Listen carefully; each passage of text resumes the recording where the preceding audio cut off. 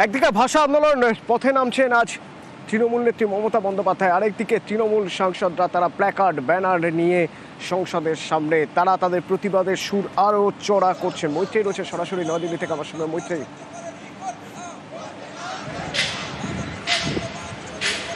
একেবারেই দেখো, তৃণমূল কংগ্রেসের তরফ থেকে এই ভাষার যে ইস্যু অর্থাৎ বাংলা বাঙালি ইস্যুকে আরও বেশি কিন্তু শান দেওয়া হচ্ছে। যেমনটাই তুমি বললে যে একদিকে মুখ্যমন্ত্রী মমতা বন্দ্যোপাধ্যায় যখন তিনি ভাষার দাবিতে তিনি আজকে ভাষা আন্দোলনের জন্য তিনি পথে নামছেন, গতকালই আমরা দেখেছি অভিষেক বন্দ্যোপাধ্যায় দলীয় নেতাকর্মীদেরকে বলেছেন যে তাদেরকে বাংলা বাঙালি ইস্যুতে আরও বেশি সোচ্চার হওয়ার জন্য, এবং আজকেই একেবারে সংসদের মকরদ্বারের সামনে তৃণমূল কংগ্রেস সাংসদরা হাতে বিদ্যুৎজনীদের পোস্টার নিয়ে এবং তার সঙ্গে সঙ্গে হাতে তাদের ফ্লেক্স ছিল যেখানে বাংলার অপমান মানছি না মানব নার কথা তারা উল্লেখ করেন, স্লোগানিং করেন, এবং বাংলার যে অপমান সেই ইস্যুটাকে একেবারে কেন্দ্রের কাছে দিল্লির মঞ্চে তুলে ধরার জন্যই কিন্তু তৃণমূল কংগ্রেস সাংসদদের আজকের এই প্রোটেস্ট। এবং তারা বেশ কিছুক্ষণ ধরে তারা স্লোগানিং করেন এবং তারা সেখানে বিক্ষোভ দেখান এই বাংলা বাঙালি ইস্যুতে, এবং বাংলার যে অপমান হচ্ছে, যে অসম্মান হচ্ছে, সেই বিষয়টাকে তারা আজকে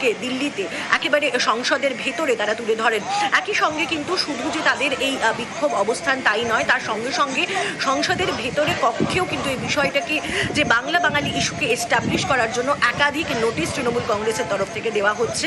ফলে একদিকে যখন রাজ্যে মুখ্যমন্ত্রী মমতা বন্দ্যোপাধ্যায় রাস্তায় নামছেন, অন্যদিকে তখনই তার দলের সাংসদরা সংসদে অধিবেশন চলাকালীন কক্ষের ভেতরে এবং বাইরে এই বাংলা বাঙালি ইস্যু নিয়ে কিন্তু অত্যন্ত সরব হচ্ছেন, সেটাই দেখা যাচ্ছে। অতনু,